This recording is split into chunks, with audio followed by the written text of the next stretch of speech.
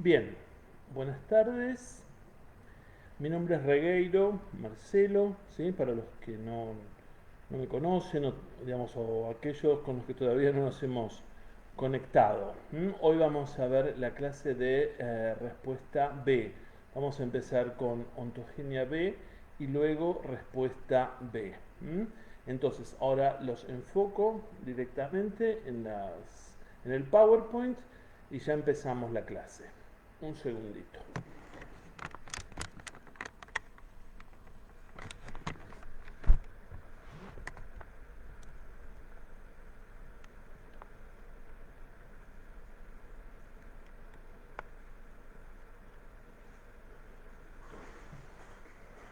Bien, vamos a empezar con un par de aclaraciones con respecto a la clase de la semana pasada. Recuerden que la respuesta inmune adaptativa no comienza en el foco de infección, sino que comienza en los órganos linfáticos secundarios. Primer punto. Segundo, la célula que actúa como cerebro inmune y que correlaciona la respuesta inmune innata con la adaptativa, ¿sí? Es la célula dendrítica. Y según, ustedes saben que la célula dendrítica tiene RRPs que reconocen PAMPs. Según qué RRPs, ¿sí? De las células dendríticas hayan sido estimuladas o hayan reconocido a qué tipo de PAMPs en la periferia, así va a ser el perfil de citoquinas con el que la célula dendrítica va a enfrentar al linfocito T en los órganos linfáticos secundarios. ¿Sí? O sea, la célula dendrítica recibe estos estímulos en la periferia, ¿sí? Y a través del reconocimiento de los PAMPs por los RRP, ¿sí? que ya tiene, y luego eso se integra, luego se codifica en una señal que se va a reflejar en como el perfil o el conjunto específico de citoquinas con el cual la célula dendrítica va a estimular al linfocito T. Es decir, el perfil de citoquinas con el que la célula dendrítica estimula, ¿sí? Al linfocito T para que se diferencie en un sentido, en un perfil o en otro, refleja su historia, o sea, la historia de la célula dendrítica en la periferia.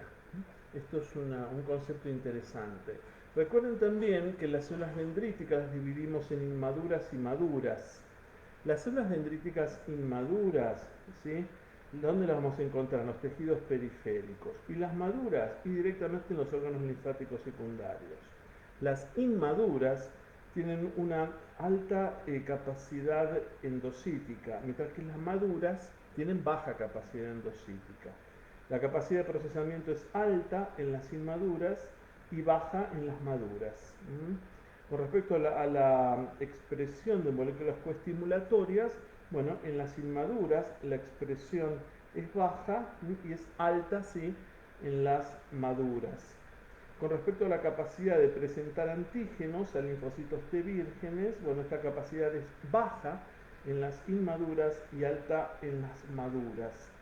Por otro lado, las inmaduras tienen baja expresión de CCR7 y van a ir aumentando la expresión de CCR7 para ir a la zona paracortical o zona T de los órganos linfáticos secundarios. O sea que en las maduras la expresión de CCR7 es alta. Vamos a charlar, antes de empezar directamente ahora con respuesta B, vamos a charlar un poco sobre la estructura, ¿sí? De las inmunoglobulinas. Esto ya lo han visto en histo, lo han visto en bioquímica, en fisiología, ¿sí? Saben que las inmunoglobulinas son glicoproteínas, están formadas por una cadena pesada, que es la cadena H, o heavy del inglés, y la cadena L, o light, ¿sí? De liviana. ¿Correcto? A su vez, cada cadena, tanto la pesada como la liviana, tiene una porción variable y una porción constante. Bien, entonces si nos ubicamos acá, vemos por ejemplo BH. Esto significa, es la porción variable de la cadena heavy, o sea, pesada. CH es la porción constante de la cadena, ¿sí? Heavy, pesada. Dentro de las livianas tenemos BL y CL, o sea, variable de la liviana y constante de la liviana. Por otro lado, saben que hay dos tipos de cadenas livianas, la capa y la lambda. Dentro de las regiones variables, tanto de cadena pesada como de cadena liviana, variable de pesada y de liviana, hay regiones hipervariables que se denominan CDR1, CDR2 y CDR3. Y que, bueno, como ustedes ven aquí en la filmina, ¿sí? De las cadenas livianas y pesadas, y constituyen lo que se denomina el paratope de la inmunoglobulina. La inmunoglobulina reconoce a su antígeno en su conformación tridimensional. Esto es un breve repaso. Ahora pasamos sí a ontogenia B. Así que denme unos segunditos que vamos a cambiar la presentación.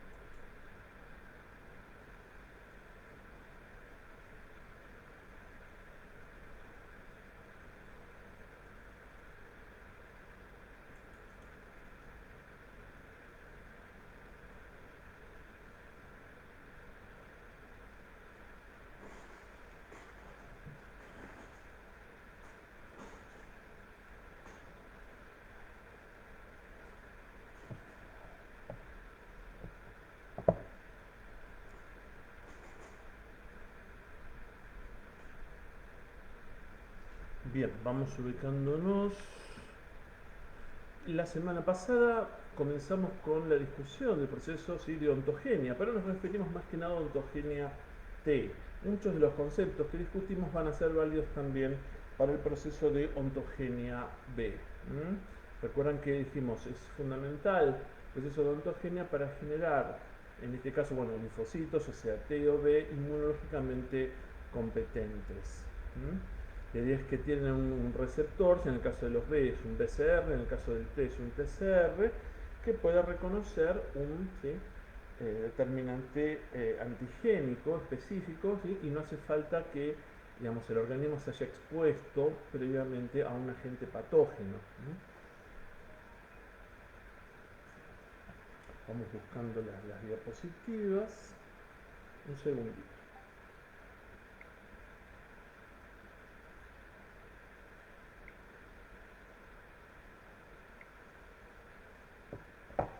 Bien, habíamos hablado también la semana pasada que de un progenitor pluripotencial, de ahí ¿sí? se va a derivar, se va a generar un progenitor mieloide y otro linfoide. Obviamente el linfoide es el que va a dar origen a los linfocitos B, linfocitos T, células NK, que son células linfoides, aunque no son linfocitos per se. Perspectiva global de ontogenia B. Vamos a mostrar también otro esquema que también les resulte más claro. Acá tenemos un panorama global. ¿Sí? Entonces, vamos con algunas características importantes. Las inmunoglobulinas presentan una altísima diversidad de reconocimiento antigénico. El número total de especificidades, ¿sí? de las inmunoglobulinas disponibles en un individuo es lo que se denomina repertorio de las inmunoglobulinas. Y se calcula que en el hombre este repertorio es mayor a los 100 millones, ¿sí? o mejor dicho, 100.000 millones, ¿sí? de combinaciones, por decir así, o de posibilidades. La diversidad, ¿cómo se produce? Se produce por el reordenamiento, ¿sí? de segmentos del DNA. que codifican para las porciones variables de las inmunoglobulinas. De nuevo, tenemos que reordenar segmentos génicos, segmentos de DNA, tal cual lo habíamos discutido en el caso de ontogenia T. Bien, en el proceso de ontogenia B ocurre básicamente, ¿sí?, en médula ósea, ¿sí? La última fase ocurre en vaso. No existe un gen que codifique para la cadena pesada, ¿sí?, un único gen, ¿sí?, y otro que codifique para la cadena liviana. Cada cadena está codificada por un grupo de genes. Bien. Hay una diferencia entre lo que es un linfocito B maduro y una célula no B, no linfocítica, ¿sí? Los linfocitos B maduros tienen los genes B de variabilidad, ¿sí?, lindantes con los genes que codifican para la porción constante. Bien, ¿por qué? Porque hubo reordenamientos génicos durante el proceso de ontogenia B que acercaron a esas secuencias. Mientras que las células no B, ¿sí?, bueno, ahí no hubo reordenamiento génico, por eso se dice que el DNA en estas células no B permanece en lo que se llama configuración germinal, ¿sí?, del DNA, que es la configuración no rearreglada, ¿sí? Entonces, la recombinación génica, ¿cómo lo podemos definir? Como el proceso génico que sufren los linfocitos B conducentes al reordenamiento de los genes, ¿sí?, de las inmunoglobulinas. ¿Quiénes llevan a cabo la recombinación? Bueno, las recombinasas, como ustedes saben, RAC1, RAC2, que son familias de enzimas. Y las recombinasas se expresan solamente en linfocitos en desarrollo. Y son, en realidad, funcionan como holoenzimas, grandes complejos enzimáticos, forman grandes complejos enzimáticos con funciones, por ejemplo, de endonucleasa, ¿sí?, tienen asociadas otras enzimas con función de ligasa, etcétera, etcétera. El corte y el empalme, ¿sí?, que se van realizando no son muy precisos, por decir así, ¿sí? Bien, para que yo pueda sintetizar la cadena pesada, la cadena heavy, el dominio variable de la cadena pesada, ¿sí?, necesito utilizar, ¿sí?, elegir tres segmentos génicos diferentes, ¿sí?, un VH, un DH y un JH. A ver si tenemos...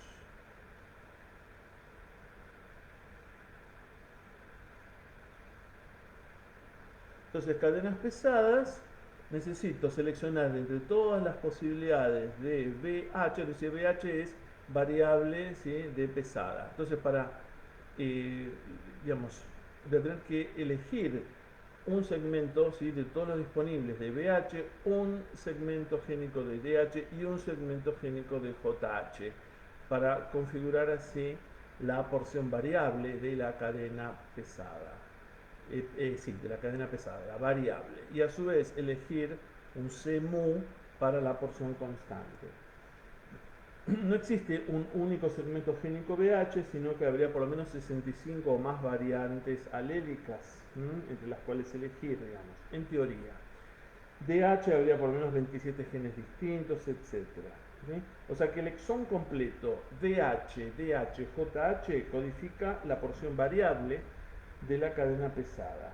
Y al igual que para la cadena liviana que vamos a ver, la asociación de la región BH con CH vecina, ¿sí?, se va a hacer por corte y empalme. O sea, en el mensajero inmaduro, ¿sí?, va a haber una región intrónica que luego debe ser eliminada. Esta región intrónica aparece entre lo que el exón que codifica para la porción variable y, digamos, lo que codifica el otro, ¿sí?, para la porción constante. Bien, en el caso de la cadena liviana o cadena ligera, solamente tenemos kappa o lambda, ¿sí?, y el dominio variable de la cadena liviana. Para lograr, ¿sí?, configurar esto, necesito seleccionar un segmento génico, ¿sí?, VL, ya sea kappa o lambda, o sea, VL es variable de liviana, y uno J, JL, ¿sí? Vamos a ver que los rearreglos empiezan en la cadena kappa. Si los rearreglos no son ¿sí?, exitosos, se pasa a la cadena lambda. De capa se pasa a lambda. ¿No? O sea que si el linfocito tiene cadena lambda es porque fallaron los rearreglos en capa. Bien. Y vamos a tener que hablar, en el caso de ontogenia B, de algunos procesos como el de hipermutación somática y demás, ¿sí? Luego lo vamos a ir discutiendo. Como sabemos también, dentro de las regiones variables hay regiones hipervariables. Acá tienen un panorama global, ¿sí?, del proceso de ontogenia B. Empezamos con el estadio Pro-B temprano, bien. Luego llegamos a un estadio pre-B, en el cual se expresa lo que se denomina un pre-receptor, el pre-BCR. Luego un linfocito B inmaduro, ¿sí? Y por último, bueno, el transicional en vaso y luego el maduro. Bien. Como dijimos, en este proceso ocurre la mayor parte, ¿sí?, en médula, ¿sí?, hasta esta fase, en médula ósea, ¿sí? Y en médula encontramos, como ustedes ya recuerdan, de histocélulas estromales que otorgan sostén, forman una red de sostén y a su vez sintetizan factores, digamos, de crecimiento que ayudan en la diferenciación de estos linfocitos B en desarrollo. ¿Cuáles son las principales características de los linfocitos Pro-B? Tienen una capacidad limitada de autorrenovación, ¿sí? Y por otro lado vamos a ver que se van a empezar a rearreglar primero las cadenas pesadas, heavy, ¿sí? O sea que en Pro-B, ya sea Pro-B temprano, luego no, Pro-B tardío, lo que tenemos son rearreglos de la cadena pesada. Primero se rearregla un segmento D con un J, y esto ocurre en los dos cromosomas, tanto materno como paterno. Si esto falla, si este proceso falla, ¿sí?, el linfocito va a la muerte celular, ¿sí?, va a la apoptosis. Si el proceso es exitoso, ¿sí?, pasamos al Pro-B tardío, donde hay rearreglos de B con DJ que vino de la etapa anterior. Y se intenta, ¿sí?, en el primer cromosoma, ¿sí? Bueno. Y acá ya empieza a operar el proceso de exclusión alélica. Entonces, si fallan los dos rearreglos, como son paterno y materno, el linfocito va a la muerte celular. O sea que en la etapa Pro-B no hay, obviamente, no hay expresión de inmunoglobulina en membrana, y se caracteriza este estadio porque se expresa en estas células inmaduras un marcador de membrana que es el CD10. El próximo estadio es el estadio pre-B. ¿Por qué se llama pre-B? Porque en este estadio se genera el pre-receptor, ¿sí?, de la célula B, que es el pre-BCR. Bien, y este proceso requiere el ensamblado de la cadena pesada, que ya se reordenó en la etapa anterior, ¿sí?, más una cadena liviana sustituta, que es una cadena, digamos, provisoria. Recuerden que, y además tiene que expresarse en el pre-BCR, tiene que expresarse el heterodímero Ig-alfa y Ig-beta. Las señales de activación al interior del linfocito B son transducidas a través del heterodímero Ig-alfa y Ig-beta. Y el pre-BCR es el que transduce señales de supervivencia. Opera un mecanismo que se denomina de selección positiva. Los rearreglos de la porción variable de la cadena liviana también están gobernados, ¿sí?, por el fenómeno de exclusión alélica, como ya vimos. Bien, ahora, como vemos aquí claramente, primero se intenta el arreglo de las pesadas y recién el de las livianas. Y como discutimos recién también, se empieza con cadena kappa, ¿sí?, y si no se pasa a cadena lambda. ¿Cuál es la relación normal entre kappa y lambda? 65 a 35. Es decir, del 100% de linfocitos B, aproximadamente el 65% tiene cadenas kappa y el otro 35% restante aproximadamente tiene cadenas lambda. ¿Sí? Entonces en total hay 4 intentos de rearreglo. Y por ejemplo, kappa en cromosoma paterno, kappa en materno. Lambda no es en paterno, lambda en materno. Si fallan estos cuatro, a la apoptosis. ¿Sí? En el estadio B inmaduro, que es el que sigue, ¿sí? ¿Cuáles son las principales características? Bueno, ya se expresa la IgM en membrana. El primer tipo de inmunoglobulina que se expresa es la IgM. Ese es un dato muy importante. ¿Sí? Es la IgM. Más el heterodímero Ig alfa, Ig beta. O sea que tenemos, eso es lo que constituye el BCR de clase IgM. Una vez que ya tenemos expresado, ¿sí?, al BCR en membrana, tenemos que ver cómo interactúa ese BCR con antígenos propios. Algo parecido a lo que discutíamos en relación con el proceso de ontogenia T. Primero necesito que el TCR se exprese y después veo cómo interactúa, cómo reacciona frente a los propios. Acá es lo mismo, necesito primero la expresión del BCR en membrana y luego ver cómo interactúa frente a antígenos propios. Bien, entonces tenemos células B inmaduras, ¿sí?, en médula ósea. Entonces, si el linfocito B no reacciona frente a antígenos propios, ¿sí?, hay ausencia de señal por el BCR. ¿Sí? Entonces va a continuar la maduración, este linfocito, ya fuera de médula ósea. Si hay reconocimiento, ¿sí?, de autoantígenos, bueno, o sea, autoantígenos son antígenos propios. Si hay reconocimiento de lo propio, ojo, porque este linfocito es potencialmente peligroso. Bien, entonces hay dos mecanismos que vamos a ver en un rato de salvataje de este linfocito. Lo que necesitamos, o una posibilidad, digamos, es editar, o sea, lograr otra versión del BCR tal que no reaccione frente a antígenos propios.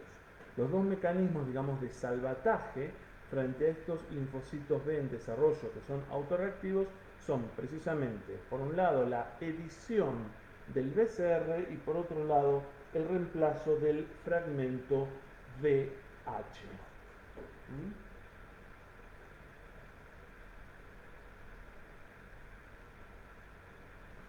Hay un dato interesante, si no todos los antígenos propios pueden alcanzar la médula ósea, ¿sí?, y de esta forma, bueno, inducir tolerancia central de los linfocitos B. De hecho, muchos linfocitos B que alcanzan, ¿sí?, su proceso de maduración, bueno, mantendrán BCRs que pueden interactuar con moléculas propias, o sea, siempre hay escape de clones autorreactivos. Esto es válido tanto para el proceso de ontogenia T como para el proceso de ontogenia B. A pesar de todos los mecanismos de control que se pongan en marcha, siempre hay escape de clones autorreactivos. Y por otro lado, como dijimos al comienzo, no todos los antígenos pueden tener acceso a la médula ósea. Otra cuestión, ustedes vean mecanismos de tolerancia central, cuando hable de central, se refiere a órganos linfáticos primarios, ¿sí?, ya sea o timo o médula ósea, según el caso del que estemos hablando.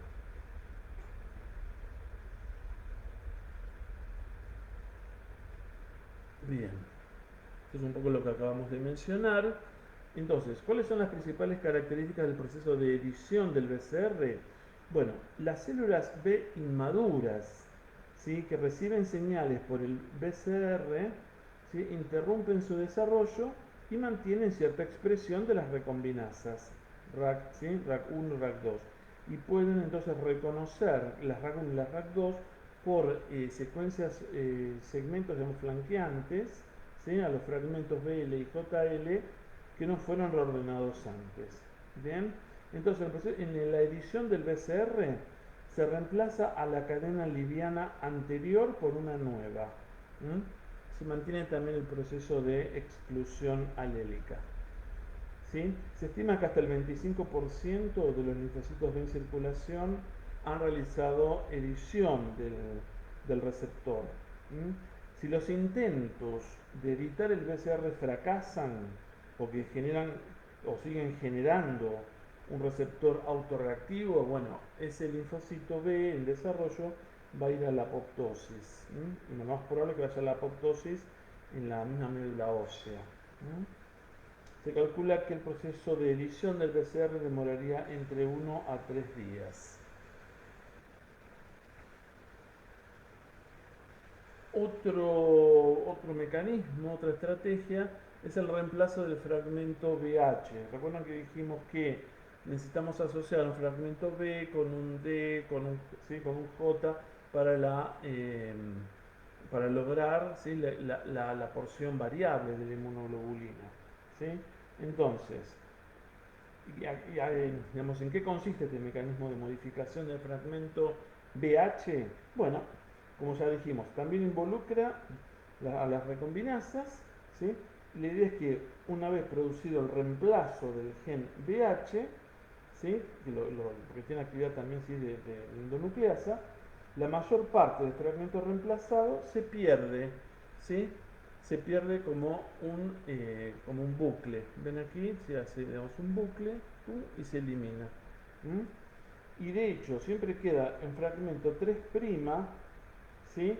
Del ordenamiento anterior. Siempre queda una porción del extremo 3' de la configuración anterior, en el nuevo ordenamiento BH-DH-JH. ¿Correcto? Por lo tanto, ese pequeño fragmento 3', ¿sí? Del BH, pero no se elimina todo el BH. Queda pues un pequeño remanente, una colita de BH anterior y como que marca la historia de los, bueno, digamos como de los ordenamientos previos, por decirlo de alguna forma. Volviendo al panorama más global, una vez que, bueno, el linfocito ya expresó membrana, el BCR, se hicieron los procesos de selección, ¿sí? Lo que viene ahora se llama maduración periférica de linfocitos B. Se calcula que del total de linfocitos B inmaduros que se generan por día, solamente un pequeño porcentaje logra salir de médula ósea. Bien, o sea, solo los que sobreviven a la inducción a tolerancia central pueden migrar desde médula ósea hacia el vaso. Bien, en el vaso es donde van a continuar, donde culmina la maduración de estos linfocitos B.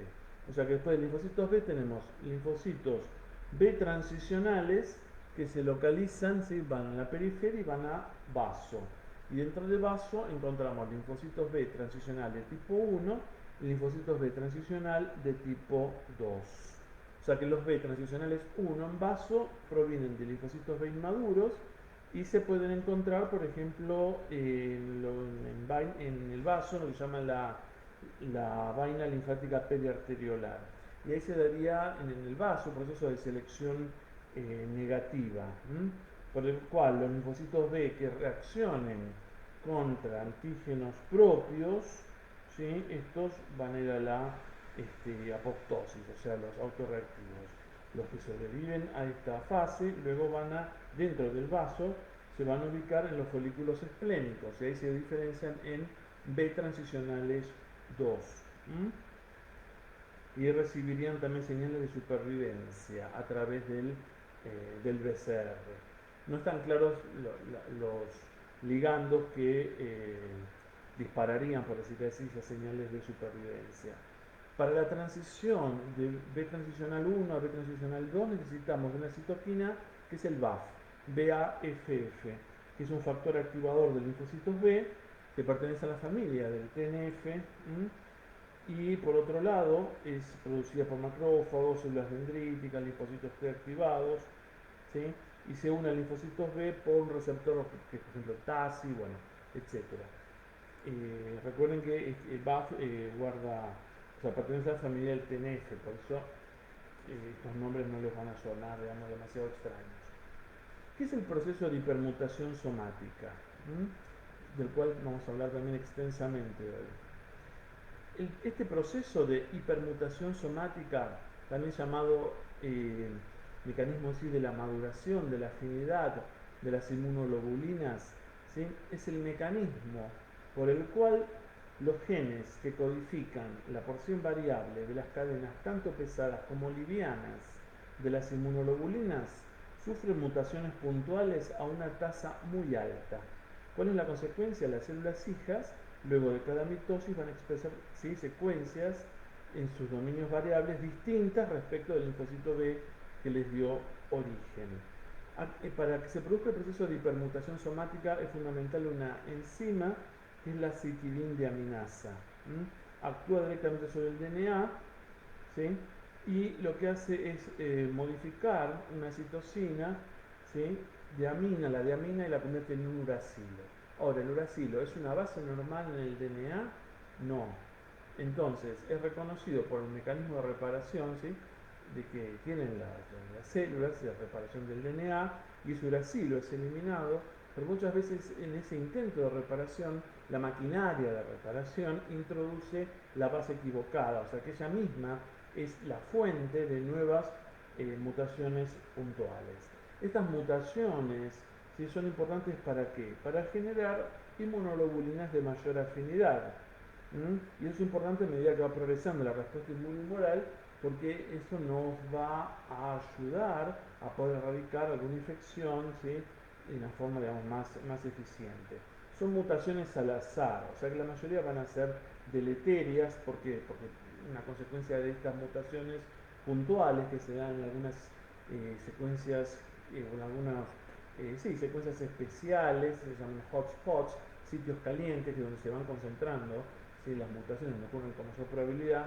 Bueno, como consecuencia de estas mutaciones pueden inhibirse la expresión de inmunoglobulinas en membrana, o algunas mutaciones pueden llevar a una disminución del reconocimiento, ¿sí?, de la inmunoglobulina por su ligando, pero en un pequeño porcentaje nos va a servir para que la inmunoglobulina pueda reconocer, ¿sí?, a su antígeno con un grado de afinidad mayor. Y esas son, digamos, las que más nos van a servir a la hora de erradicar un proceso infeccioso. Bien. Digamos, esto es lo básico, digamos, de ontogenia B.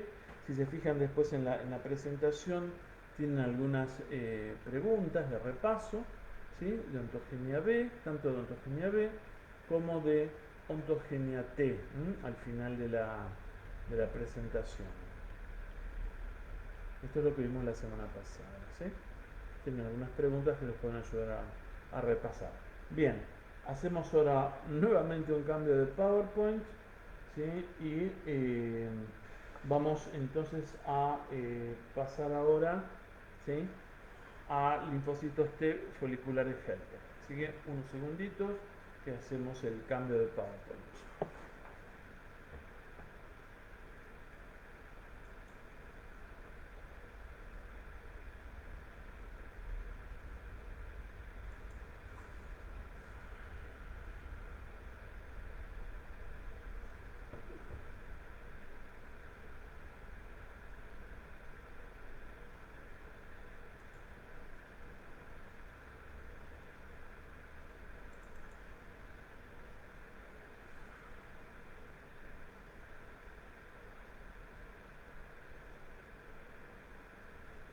Bien, vamos a empezar mejor con esto, después vamos a hacer el cambio al PowerPoint de la clase anterior. Bien. Vamos a ver algunas generalidades de respuesta B. Los linfocitos B reconocen, como sabemos, al antígeno a través del BCR, que es el receptor de células B, del cual estuvimos hablando recién, ¿sí? No tenemos solamente al BCR, sino que tenemos al heterodinero beta, que es el que transduce las señales de activación al interior del linfocito B. ¿Sí? Una porción de la inmunoglobulina, el BCR, que es el paratope, interacciona con una porción del antígeno, que es el epitope, o determinante antigénico. Vamos de paso adquiriendo algo de vocabulario. ¿Qué es un antígeno? Un antígeno es una molécula que puede ser reconocida ya sea por el receptor B o T, o sea, por el BCR o por el PCR. Hay diferentes tipos de antígenos, pueden ser solubles, como algunas toxinas bacterianas, proteínas solubles, ácidos nucleicos, etc. O pueden ser también particulados, pueden ser moléculas que forman parte de una superficie celular, ¿sí?, en vez de cáspide, que es cápside de virus, etc. Pueden ser moléculas adheridas artificialmente a una partícula, por ejemplo partículas de látex, etc. Algunos antígenos son proteicos, otros no son proteicos. Bueno, hay muchas posibilidades. Aquí denominamos epítope. Es una porción del antígeno que es reconocida ya sea por el BCR o por el TCR.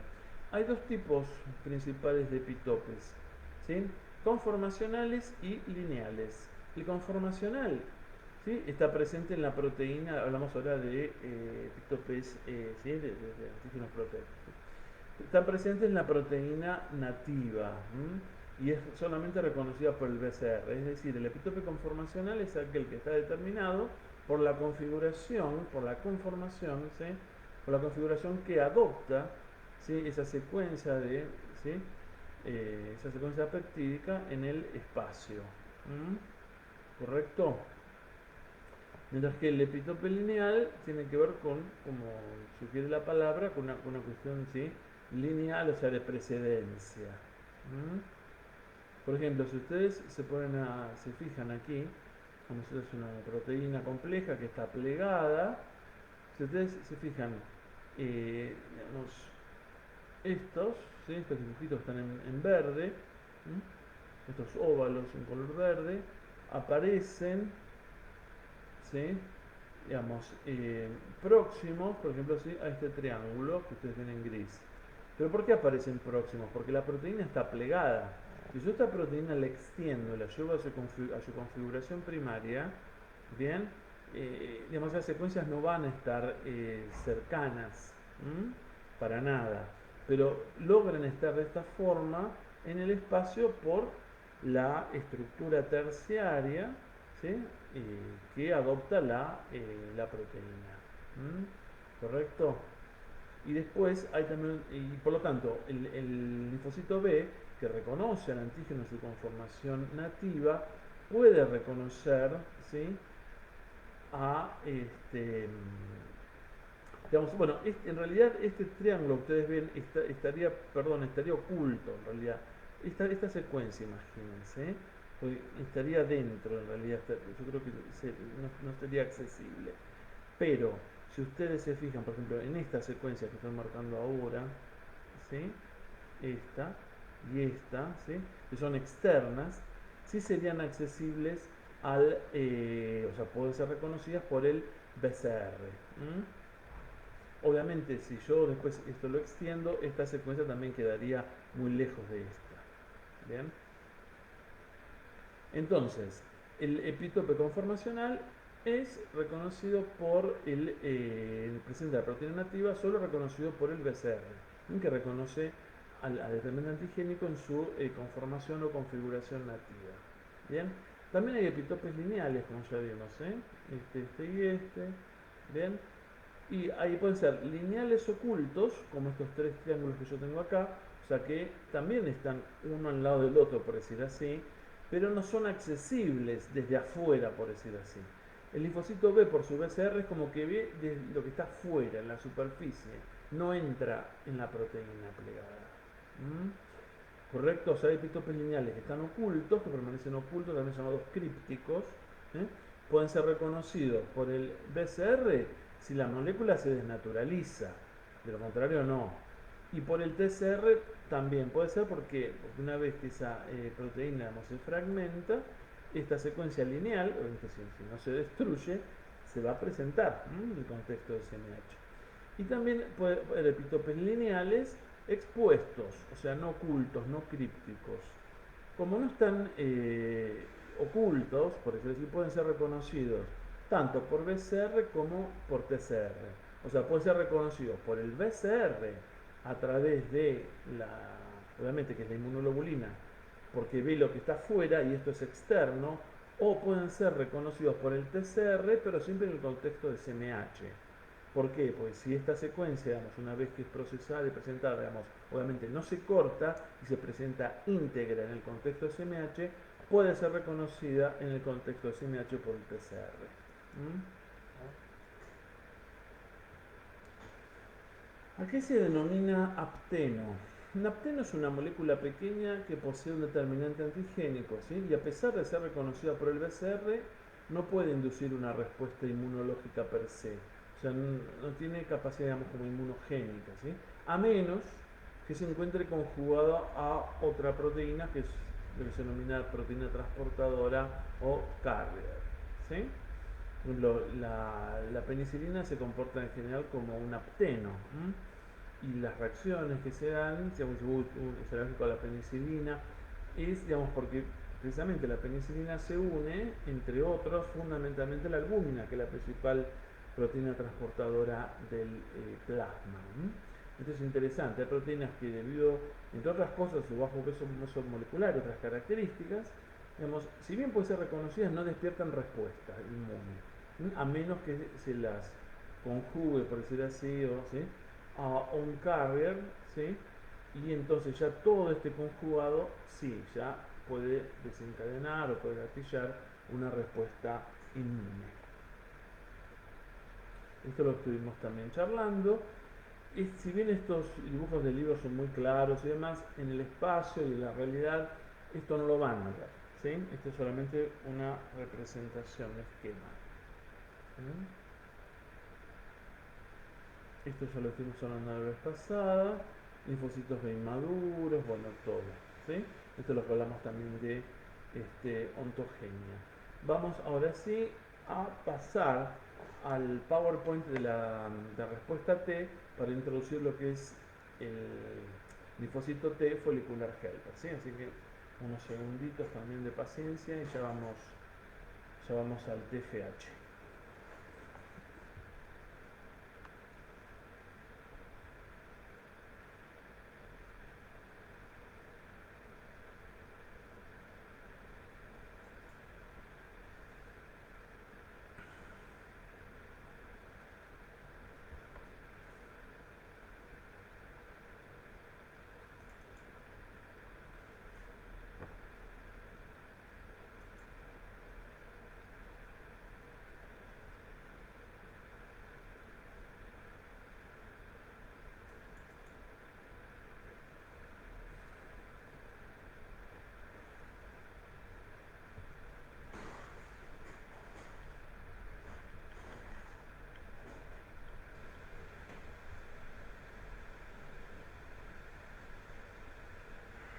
La semana pasada hablamos de las respuestas medidas por linfocitos TH1, TH2, hablamos de las distintas citoquinas que llevan la diferenciación del linfocito T en superficie hacia TH1, TH2 o TH17, hablamos de las funciones de cada uno de estos perfiles.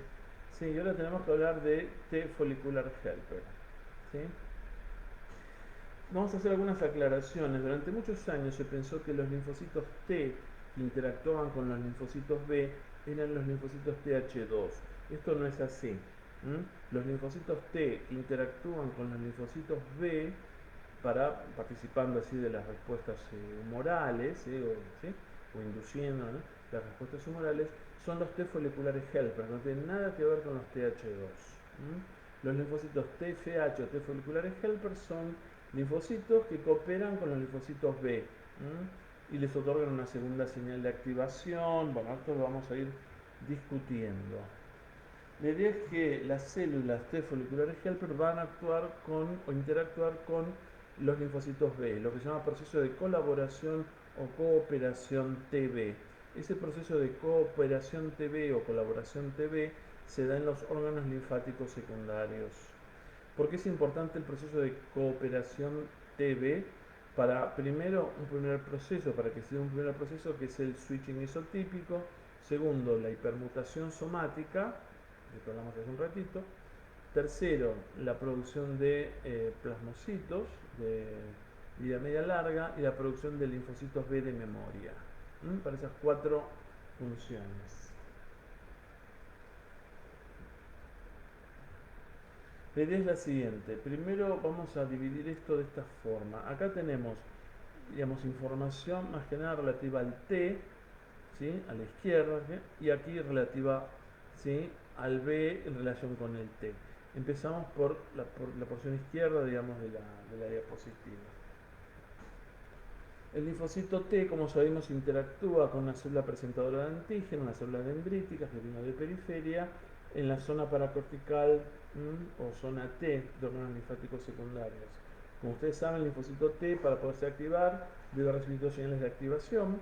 La primera, ¿sí?, dada por el reconocimiento que hace el TCR de su, ¿sí?, de su ligando, del péptido, ¿sí?, en el contexto, ¿sí?, en este caso por del CMH2, obviamente, ¿sí?, y la segunda señal de activación dada por las moléculas coestimulatorias CD80 y CD86 que actúan sobre el CD28. Bien, entonces acá el linfocito T CD4 reconoció sea un antígeno, digamos que le presenta la célula dendrítica.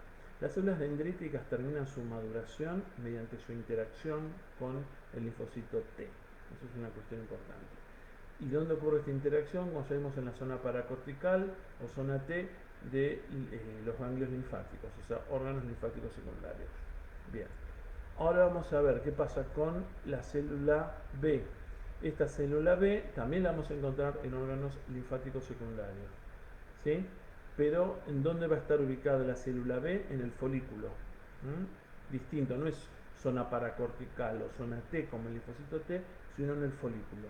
¿Cómo llega el linfocito B al órgano linfático secundario? Por sangre, tiene que atravesar las venas del endotelio alto, al igual que el linfocito T. Recuerden que las células dendríticas llegan por linfa. Entonces, en un primer momento vamos a tener la célula B que reconoce a su antígeno por su BCR, lo reconoce su conformación nativa. ¿Quién va a presentar este antígeno? Una célula se llama célula folicular dendrítica. Estamos hablando de folículo órgano linfático secundario. La célula folicular dendrítica no tiene nada que ver con la célula dendrítica esta de aquí. Esta es una célula dendrítica mieloide. La célula folicular dendrítica tiene otras propiedades y de hecho no procesa y presenta, no. Tampoco tiene complejos CMH, no. Sino que solamente mantiene retenido el antígeno, como yo sostengo, así como agarro esta virome y lo presento. Pero no es que lo tiene que, no sé, endositar, procesar, no. Sino como que lo mantiene retenido para que el linfocito B pueda reconocer este antígeno en su conformación tridimensional o conformación nativa. El linfocito B luego va a internalizar este antígeno reconocido por el BCR y sí va a procesar y a presentar, ¿sí?, ese antígeno que digamos, internalizó y se lo va a presentar al linfocito T, que luego se diferencia en T follicular helper. Entonces acá tenemos la interacción, ¿sí?, un esquema de la interacción TB entre T follicular helper y el linfocito B. Entonces el linfocito T vino de zona paracortical y reconoció un antígeno presentado por la célula dendrítica, mientras que el linfocito B vino de folículo y le pudo arrancar a una célula folicular dendrítica, ¿sí?, un antígeno. Este primer encuentro entre el T y el B se va a producir en el borde del folículo. ¿Sí? Esa es la primera etapa. Y en la segunda etapa, más importante, dentro de los folículos, con lo que se llama formación del centro germinal. Una cuestión interesante es que el linfocito B reconoce su antígeno en su conformación tridimensional. Ahora la pregunta del millón es, ¿el linfocito B le presenta al linfocito T lo mismo que él reconoció? En general no, porque el linfocito B reconoce al antígeno en su conformación nativa y lo que le presenta es al antígeno, ¿sí?, procesado y presentado. Pero lo que es crucial es que el péptido reconocido por el T folicular helper, ¿sí?, en el contexto del CMH, del linfocito B, provenga del mismo antígeno o de la misma partícula reconocida por el linfocito B. Por ejemplo, si el linfocito B reconoce una partícula viral, a lo mejor reconoce, alguna proteína de la envoltura viral, pero a lo mejor presenta a través del CMH, ¿sí?, del CMH2 al TFH, le presenta un fragmento peptídico, pero de otra proteína interna que no fue la que él reconoció originalmente. ¿Bien? Por eso lo fundamental es que lo que el péptido reconocido por el TFH tiene que provenir del mismo antígeno o de la misma partícula, por una partícula viral, reconocida por el linfocito B. para que ocurra lo que se llama la segunda señal de activación sobre el linfocito B.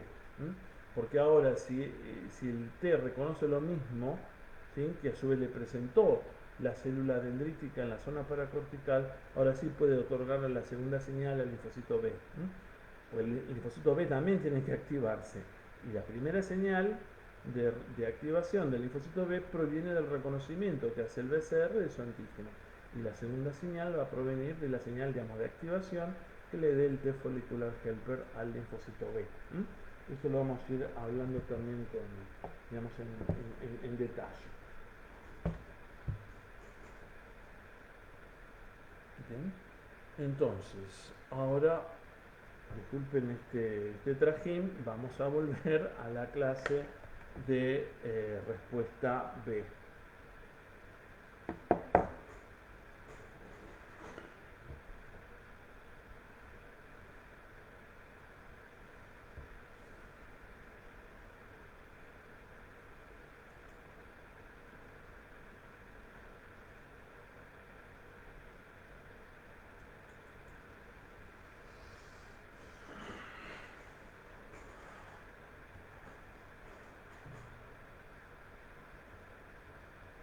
Entonces lo estuvimos charlando. Bien. Bueno, algunos datos, digamos, más teóricos que nos pueden interesar.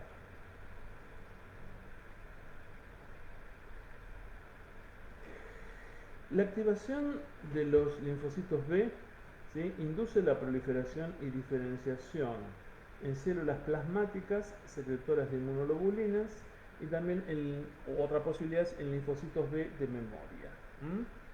Estos son como los dos destinos posibles. Bien. La respuesta inmune humoral, ¿dónde comienza?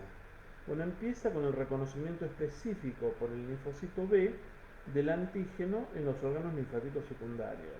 ¿Sí?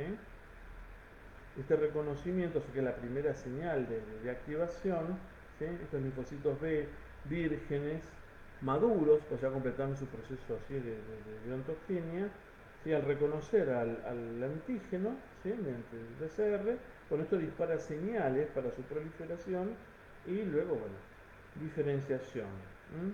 Un solo linfocito B, una vez activado, y ya va a entrar la en proliferación. Un solo linfocito B puede en una semana dar lugar a hasta 5.000 células secretoras de inmunoglobulinas.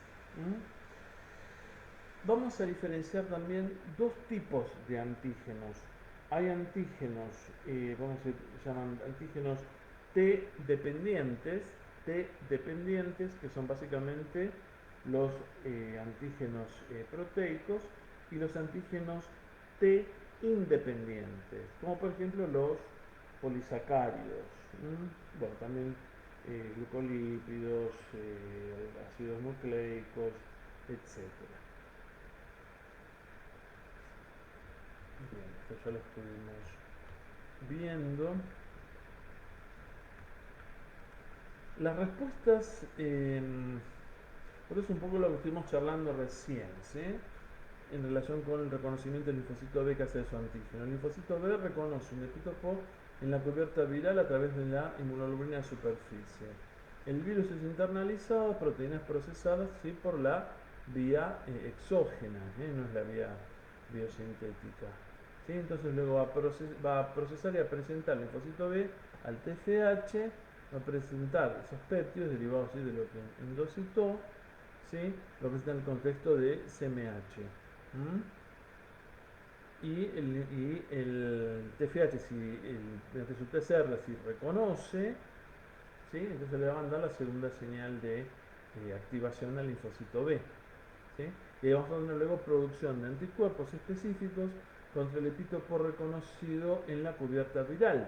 O sea, luego este linfocito B, si produce anticuerpos, va a ser un anticuerpo con la misma especificidad original, ¿sí?, con la que reconoció la partícula viral.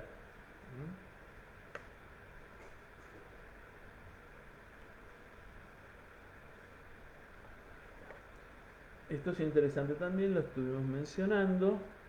Una cosa es lo que ocurre en la zona paracortical y otra cosa es lo que ocurre en los folículos de los órganos linfáticos secundarios. ¿Sí? La colaboración TB, como ya vimos, se va a dar primero en el borde del folículo y luego en la formación del centro germinal. Acá tenemos que tener en cuenta lo que ocurre con el linfocito T y lo que ocurre con el linfocito B. Vamos a hacer también una pequeña digresión, porque creo que esto es importante. Las respuestas mediadas por anticuerpos frente a un antígeno proteico se pueden dividir en respuestas primarias y respuestas secundarias. Las respuestas primarias se dan por la activación de linfocitos B vírgenes, que no fueron estimulados antes. Saben que el linfocito B virgen es aquel que todavía no se topó con su antígeno. Las respuestas humorales primarias son más lentas, de menor magnitud, ¿sí? Generalmente la inmunoglobulina involucrada es la IgM y tiene una afinidad media por su ligando no tan alta, ¿sí? Comparada con lo que ocurre con la afinidad de las inmunoglobulinas en la respuesta secundaria, ¿sí? En las respuestas de anticuerpos, que son respuestas secundarias, bueno, ahí ocurrió ¿qué cosa? Una estimulación de clones expandidos de linfocitos B ya de memoria, porque ya hubo una exposición previa al antígeno. Entonces se activan más que nada los clones, ¿sí? Expandidos de linfocitos de memoria. Es una respuesta más rápida, de mayor magnitud.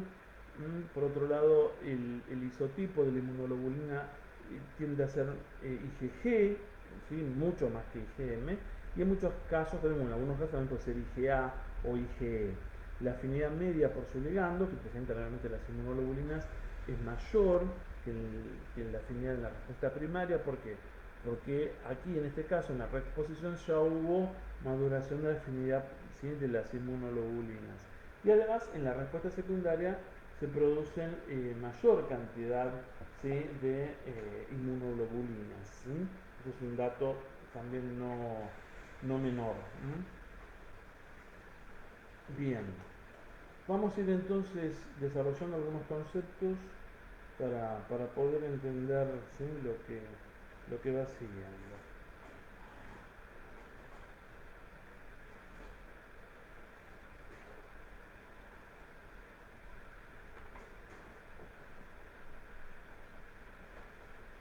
Bien, la idea es que, como ustedes saben, el linfocito B tiene que reconocer a su antígeno en su conformación tridimensional. Pero ¿cómo llegan estos antígenos al interior del órgano linfático secundario? Bueno, todo va a depender, como ustedes saben, los antígenos tienen distintos tamaños, pues el peso molecular puede ser de alto peso molecular, de bajo peso molecular, pueden ser solubles o no, particulados o no, pueden venir libres, ¿sí? O forman parte de inmunocomplejos, ¿sí? Unidos a inmunoglobulinas. La idea es que la mayoría de los antígenos, ¿sí? Procedentes de los tejidos llegan a los ganglios linfáticos por linfáticos aferentes, que drenan, si ustedes recuerdan, la estructura del órgano linfático secundario en el seno subcapsular de los ganglios. Y recuerdan que por debajo del seno subcapsular están los macrófagos, ¿sí? Que forman una red de macrófagos subcapsular, una malla. Entonces, los antígenos solubles de bajo peso molecular, calculen menos de 70 kilodalton, pueden alcanzar la zona del linfocito B, es decir, ir, digamos, a donde están, hacia la zona folicular, directamente. ¿De qué forma? A través de conductos que comunican al seno subcapsular con el folículo subyacente. Si tenemos el caso, digamos, de un microbio grande, ¿sí? ¿Sí? O complejos antígeno-anticuerpo, a veces los pueden llevar a los folículos, ¿sí? Algunas células específicas, ¿sí? Por ejemplo, los macrófagos del seno subcapsular, como, digamos, son relativamente, o sea, de peso molecular más mayor, ¿sí? Que los anteriores que mencionamos, quedan atrapados en esta red de macrófagos y los macrófagos se encargan de llevarlos. A veces, en el caso de los antígenos, también de los inmunocomplejos, pueden en algunos casos unirse a receptores para complemento, por ejemplo CR2, que están presentes en estos receptores, presentados, ¿sí?, por las células foliculares dendríticas, y así estos antígenos también, ¿sí?, de los inmunocomplejos pueden ser transportados o llevados a los linfocitos B, ¿sí? Es decir, hay diferentes tipos de estrategias, digamos. Esto es interesante. Por otro lado, los linfocitos B pueden ser, obviamente, como ya dijimos, activados por antígenos, y en algunos casos también eh, es importante, ¿sí?, además del reconocimiento del antígeno que hacen, ¿sí?, estos linfocitos B, tienen que haber estímulos complementarios.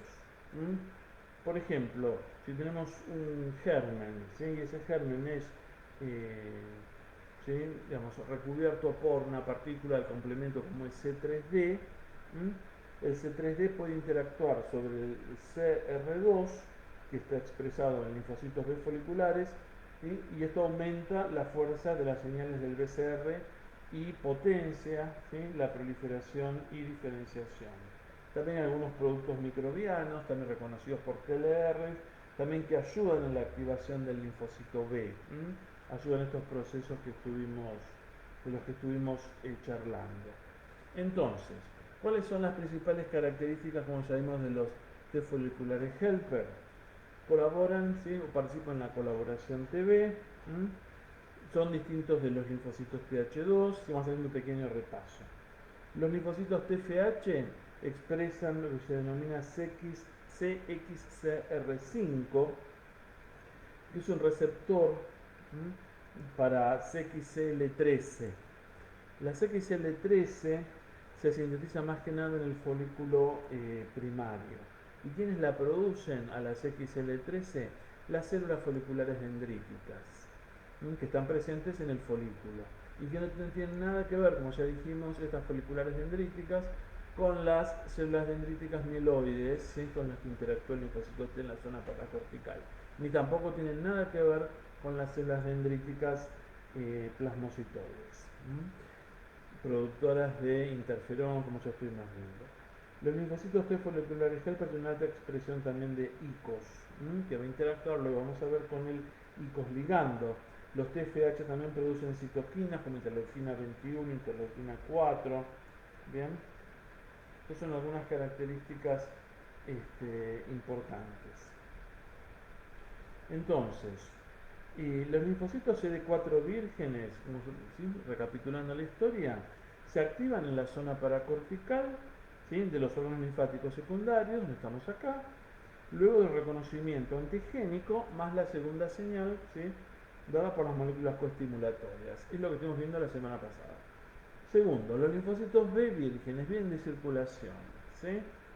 Por otro lado, se activan en ¿dónde? En los folículos. ¿En los folículos de qué? De los órganos linfáticos secundarios. Acá estamos dentro del granulio linfático, que es un órgano linfático secundario.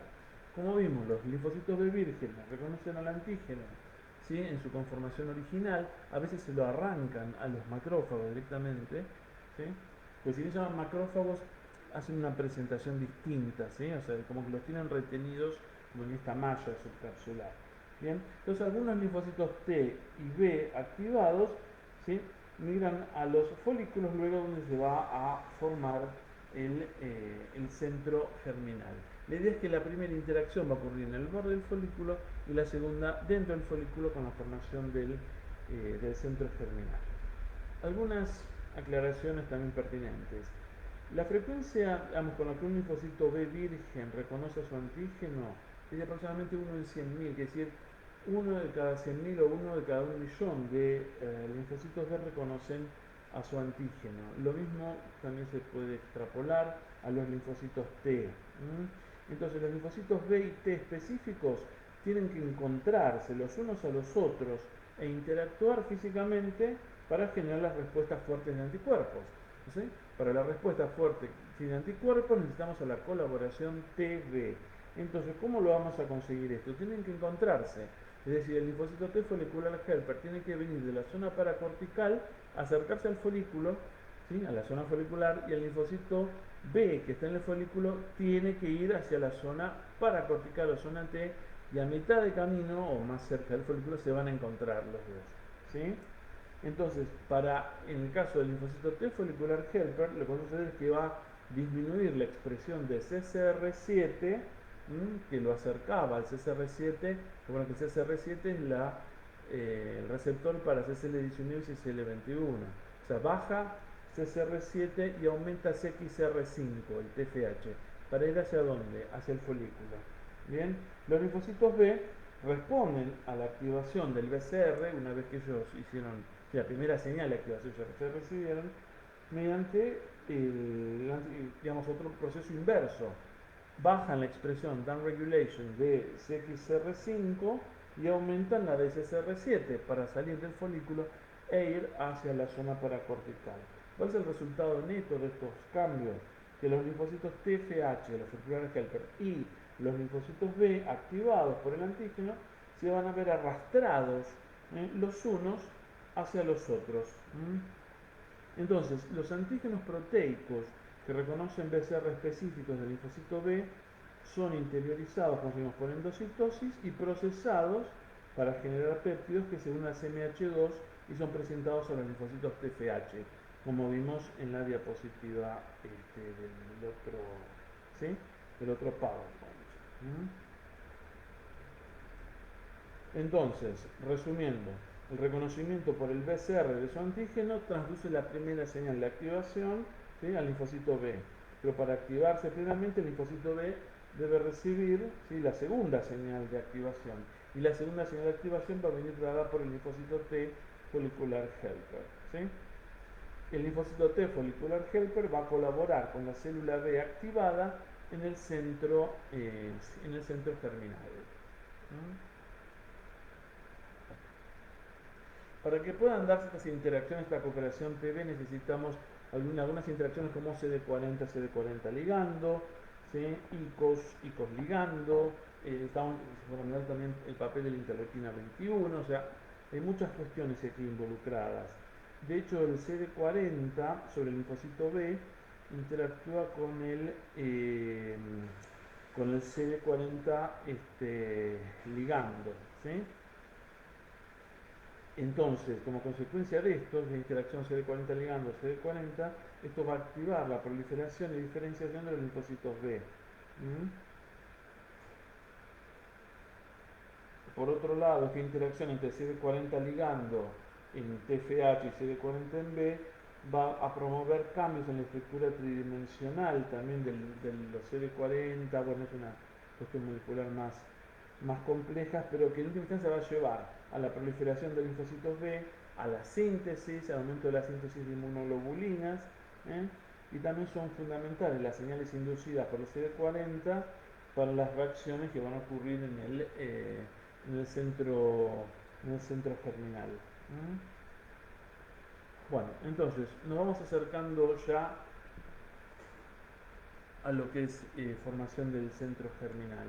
Ocurren antes de lo que es esta reacción, ¿sí?, en el centro germinal, ocurren también activaciones del linfocito, que se llama activación del linfocito B, que pueden encontrar en algunos libros como extrafolicular, donde ocurren algunos eventos de hipermutación somática, de switching isotípico, pero a baja escala o en baja tasa, y donde también hay cambio de isotipo, pero muy limitado, y donde se pueden generar también puede haber algunos cambios, como sabemos, de hipermutación somática baja, donde hay también algún tipo de formación también de células plasmáticas, pero de vida media corta, ¿sí? Pero el principal proceso del que vamos a hablar ahora, que es el de la formación del centro germinal, es el que más nos va a interesar, al que vamos a prestarle obviamente más atención. Con respecto al centro germinal, bueno, los centros germinales se crean dentro de los folículos linfáticos, o sea que estamos dentro del folículo linfático, ¿sí?, dentro del órgano linfático secundario.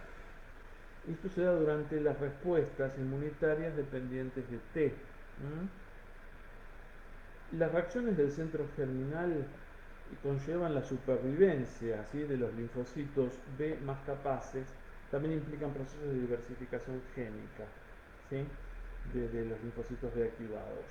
Los centros germinales se producen aproximadamente unos 4 o 7 días después del inicio de una respuesta del linfocito B dependiente de T. Entonces, en cada centro germinal o cada centro germinal completamente formado va a contener células derivadas solo de uno o pocos clones de linfocitos B específicos para el antígeno. Eso es importante.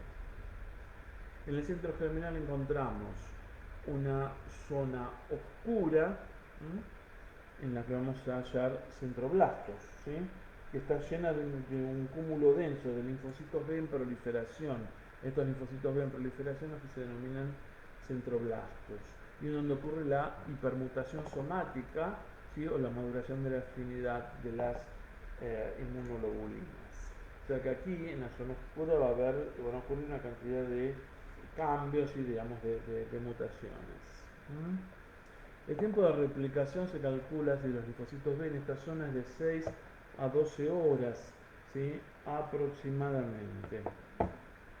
O sea que en 5 días un solo linfocito puede generar más de 5.000 células, ¿sí? Por otro lado, entonces encontramos a los centroblastos, ¿sí? En la zona oscura, y vamos a encontrar a los centrocitos, ¿sí? En la zona clara, ¿sí? Rodeando a la zona oscura. Por lo tanto, bueno, es interesante también mencionar lo siguiente: la arquitectura, ¿sí? Todo este diseño de los folículos, ¿sí?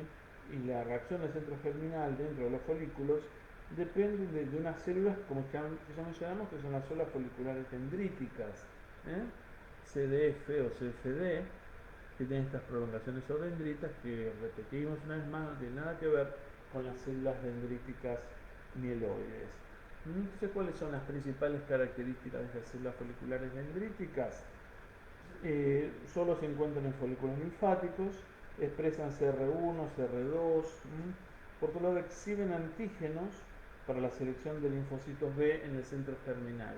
O sea, no hacen procesamiento y presentación, es como que los tienen, por decir, como agarrados, como quien tiene, como si yo tengo, digamos, esta virome, y el linfocito B lo reconoce, esta virome por el BCR, ¿sí? Pero no es que lo procesa, lo endosita, lo procesa, eso no hace la célula folicular dendrítica. La célula folicular dendrítica no expresa CMH de tipo 2 y tampoco derivan de progenitores de la médula ósea. Entonces estos largos procesos citoplasmáticos que tienen ayudan a que vamos a configurar, ¿sí? El centro germinal. Entonces, ¿cuáles son los diferentes pasos que se van dando? Fundamentalmente, los linfocitos B, ¿sí? En proliferación, ya diferenciados en centroblastos en activa proliferación, sufren hipermutación somática. Se acumulan en la zona oscura del centro germinal. En la zona oscura del centro germinal no hay ni células foliculares dendríticas ni tampoco hay linfocitos T. Y la pequeña progenie que no se divide, bueno, de linfocitos B, ¿sí? Migra a la zona clara. La zona clara de la adyacente. Bien, entonces, la idea es que una vez que los linfocitos que han hecho la hipermutación somática en la zona oscura van a ir a la zona clara, donde van a sufrir un proceso de selección. Y es importante, entre otras cosas, consideramos la interacción entre CD40 y CD40 ligando, porque va a inducir, ¿sí? Además, esta interacción a una enzima que es la citidindiaminasa. La citidindiaminasa, como vimos hace unos minutos, es importante para la hipermutación somática, o sea que esto es válido también para las etapas anteriores que vimos, ¿sí? Y acabamos de describir, y también para el switching isotípico, para los dos. Bien. También en la cooperación TB, después van a leer en el libro que encontramos la interleuquina 21, producida por los linfocitos T foliculares helper, y que es fundamental para el desarrollo también del centro germinal, y contribuye a la generación de células plasmáticas. ¿Bien?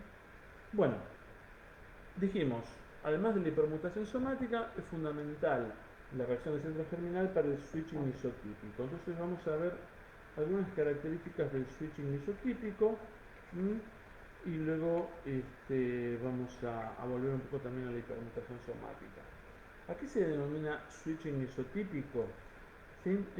¿Y dónde ocurre? Bueno, el switching isotípico ocurre en los centros germinales, dirigidos por los TFH en la zona clara. ¿Sí? Y la idea es que mediante el switching isotípico cambia, ¿sí?, el isotipo de la inmunoglobulina. Como ustedes saben, el primer tipo de inmunoglobulina que se sintetiza es la IgM. Si yo quiero pasar de IgM a IgG, ¿sí?, o después pasar, no sé, a IgA, o necesito hacer un switch y no cambio en en el tipo de inmunoglobulina. ¿Sí? Bien. De hecho, la capacidad de los linfocitos B de producir distintos isotipos de inmunoglobulina le proporciona, digamos, una plasticidad notable, ¿no? O proporciona una plasticidad notable a las respuestas humorales. Porque pues se pueden generar anticuerpos que realizan distintas funciones efectoras y que participan o pueden participar en la defensa contra distintos tipos de gérmenes. Por otro lado, ¿por qué es importante, por ejemplo, pasar de IgM a IgG? Recuerden que IgG es el único isotipo que puede atravesar placenta, por ejemplo. Además, la IgG tiene una vida media más larga que la de la IgM, aproximadamente 4 veces más larga. La IgG tiene una vida media de aproximadamente 3 semanas. El switching isotípico, digamos, vamos a ver algunos ejemplos. ¿Sí? Entonces, como sabemos recién, antes de la reacción del centro germinal, propiamente dicha, lo que se llaman focos extrafoliculares, puede haber algún cambio, ¿sí?, algún tipo de switching, pero a muy baja, ¿sí?, tasa, por decirlo así. ¿Sí? Los centros germinales es donde más ocurre, dirigidos por los linfocitos TFH, y esto ocurre en la zona clara.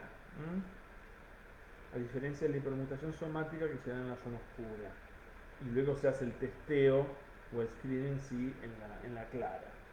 Bueno, switching isotípico. Si yo quiero pasar de IgM a IgG, por ejemplo, se ha visto que en ratones necesito una citoquina como el interferón gamma, producida por linfocitos TFH, que me ayudan en este pasaje de IgM a IgG.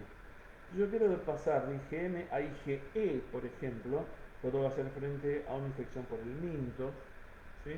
Recuerden que la IgE también está involucrada en procesos de hipersensibilidad, reacciones alérgicas, bueno, después lo verán en la clase correspondiente. ¿Sí? Para poder generar IgE voy a necesitar, por ejemplo, de citoquinas del tipo TFH, de citoquinas del tipo TH2, como vimos la semana pasada. ¿Sí? Y estas citoquinas tipo TH2, interleuquina 4 y demás, bueno, son producidas por T foliculares, ¿sí?, helper. Si yo quiero pasar, por ejemplo, de IgM a IgA, porque necesito erradicar una infección en una mucosa, no sé, gastrointestinal, respiratoria, lo que puede. Sí, bueno, entonces, ¿cómo paso de IgM a IgA? Por ejemplo, con una citoquina que me puede ayudar, ¿sí?, a este pasaje, ¿sí?, que es el TGF-beta, producida por los linfocitos T cooperadores y otros tipos de células, especialmente en las mucosas. También hay otras citoquinas como BAF, APRIL, que en las respuestas que se llaman T independientes pueden llegar digamos, ayudan de hecho en el switching hacia la formación de IgA. Los detalles moleculares por hora del switching isotípico los vamos a obviar por una cuestión, digamos, básicamente de tiempo. Volvemos un poco a la hipermutación somática. También es fundamental, como ya hablamos, esta interacción CD40 ligando para la inducción de la citirindiaminasa, que también es la enzima que actúa no solamente en el switching isotípico, sino también en la hipermutación somática. Y la modulación de la afinidad de las inmunoglobulinas se observa solamente en respuestas de anticuerpos frente a antígenos proteicos, que se llaman T dependientes, o dependientes de T. Entonces, en la zona hipermutación somática, centroblastos, zona oscura, ¿sí? Entonces, en la zona oscura del centro germinal, los genes que codifican para la porción variable de las inmunoglobulinas, sea reordenados, sufren mutaciones puntuales, como ya vimos. ¿Sí? La citidinaminasa, ¿sí? La deaminación de citosina en uracilo, todo lo que acabamos de mencionar. Entonces, si la mutación tiene un efecto benéfico en el sentido que la inmunoglobulina tiene una mayor afinidad por su ligando, bueno, es como que este proceso ha sido exitoso, por decirlo de alguna manera. Los detalles moleculares después los ven más en el libro. Entonces, el linfocito B, que tiene, digamos, receptores de afinidad alta por el antígeno, que ha logrado una maduración de la afinidad, si esas inmunoglobulinas bien exitosas, ¿sí? Son los más capaces de unirse al antígeno, sobre todo cuando éste está presente a concentraciones bajas. Entonces estos linfocitos B pueden sobrevivir por distintos mecanismos. ¿Bien? O sea, ¿por qué mecanismos pueden entonces sobrevivir estos linfocitos B que han logrado una hipermutación somática exitosa? Por un lado, por un mecanismo que implica el reconocimiento del antígeno. ¿Por qué? Porque por un lado, una vez que han reconocido el antígeno, esto dispara señales intracelulares que van a ayudar al aumento de la expresión de proteínas antiapoptóticas de la familia BCL2. O sea que ese linfocito B va a morir menos, por un lado. Los linfocitos B que tienen inmunoglobulinas de alta afinidad por ese antígeno van a poder interiorizar ese antígeno por endocitosis. Ese antígeno presentado por las células foliculares dendríticas. Por endocitosis. Y por otro lado van a poder presentar ese antígeno. ¿A quién se los van a presentar? A los T foliculares helper. O sea, va a haber una nueva interacción, ¿sí? TFH, ¿sí? Y linfocito B. Ya estamos, digamos, en zona clara, ¿sí? En el centro germinal. Entonces van a poder interactuar con un número, digamos, limitado de TFH en el centro germinal. Estos linfocitos T cooperadores TFH pueden generar a su vez señales de supervivencia por CD40 ligando, lo que implica luego la supervivencia del linfocito B. Por otro lado, hay un tema en cuestión, es que a medida que se eliminan más antígenos, ¿sí? Hay menor disponibilidad de antígenos en el medio, en los centros germinales. Por lo tanto, los linfocitos B que sean capaces de unirse específicamente a ese antígeno, ¿sí? Van a ser, digamos, los que mayores chances van a tener de sobrevivir, porque van a poder capturar, por decir así, al poco antígeno que queda todavía disponible y lo van a poder presentar, ¿sí? Al linfocitos TFH para que el TFH a su vez le dé la señal de supervivencia. Bueno, espero que esto les quede claro. Esto es un poco lo que veníamos diciendo. No vamos a los detalles moleculares ahora. Esto es también otro esquema, versiones de lo mismo. También en la periferia tiene una zona del manto, formada por linfocitos B. Bueno, eso por lo fundamental acá es zona oscura, centroblastos, zona clara, centrocitos, donde hay linfocitos B que han pasado de la oscura a la clara, y en la zona clara también tiene linfocitos TFH y células foliculares dendríticas. Esta es, digamos, como la citoarquitectura básica. ¿Sí? Esto es lo que decíamos recién, la célula folicular dendrítica, ¿sí? La célula B que ya hizo, digamos, la hipermutación somática va a poder interactuar mejor con el poco antígeno que todavía queda, va a poder como arrancarlo mejor, lo interioriza y le va a poder presentar mejor al TFH para que el TFH le pueda dar señales de supervivencia. Una cuestión importante es que cuando hablo de switching isotípico, de cambio de isotipo, no implica el cambio de isotipo, no implica un cambio en la afinidad de la inmunoglobulina por su ligando, sino que solamente cambia el isotipo, o sea, cambia el tipo de cadena pesada. Si yo quiero pasar de IgM, no sé, a IgG, necesito cambiar la cadena, ¿sí? Mu, una cadena mu por una cadena gamma. Si necesito pasar a IgA, ¿sí? Necesito que se exprese una cadena alfa, etcétera, etcétera. ¿Bien? Bueno, los detalles ya más moleculares los van a poder ver después bien del libro. Los linfocitos B, de hecho, pueden diferenciarse en dos destinos posibles, hacia células plasmáticas secretoras de inmunoglobulinas, ¿sí? O células de memoria, como ya vimos. Así que nos vamos a concentrar ahora en esta diapositiva. Las células plasmáticas son células B diferenciadas en su último estadio, producen abundantes inmunoglobulinas y se generan tras la activación de linfocitos B a través de señales que provienen de BCR, CD40, TLR. ¿Sí? Hay dos tipos de células plasmáticas. Hay células plasmáticas de vida media corta y células plasmáticas de vida media larga. Las células plasmáticas de vida media corta se generan durante las respuestas independientes de T, ¿sí? Y también durante las respuestas T dependientes, pero en los focos, como ya habíamos mencionado al pasar, extrafoliculares. Y suelen encontrarse en órganos linfáticos secundarios y no van a médula ósea. Mientras que las células plasmáticas de vida media larga se generan en respuesta del centro germinal, ¿sí? y dependientes obviamente de T frente a antígenos proteicos. Las de vida media larga, los precursores, ¿cómo se denominan? Plasmoblastos. ¿Sí? O sea, paso, entonces el linfocito B, diferenciado todo va, plasmoblasto y luego a plasmocito. Entonces, los plasmoblastos se encuentran especialmente en circulación, ¿sí? Digamos, los plasmoblastos generados en los centros germinales, entonces entran en la circulación y se alojan en médula ósea. Bien, y los plasmoblastos son CD20 negativos. Una vez que llegan a médula ósea, bueno, hace diferencia en las células plasmáticas de vida media larga y pueden mantenerse gracias a, o sea, médula ósea, gracias a distintos tipos de citoquina de la familia BAF, que es un factor activador de linfocitos B. Este factor BAF actúa sobre el receptor BCMA de los plasmocitos, entonces la célula puede sobrevivir durante largos periodos. Se calcula que unas 2 o 3 semanas después de la inmunización con un antígeno dependiente de T, la médula ósea se convierte en un lugar importante de producción de inmunoglobulinas. Las células plasmáticas de la médula ósea pueden continuar secretando inmunoglobulinas, ¿sí? Décadas después de que el antígeno ya no esté presente. Esto es importante. Se calcula que la mitad o casi la mitad de las inmunoglobulinas en sangre de un adulto sano, ¿no?, lo producen las células plasmáticas de vida media larga, la mitad.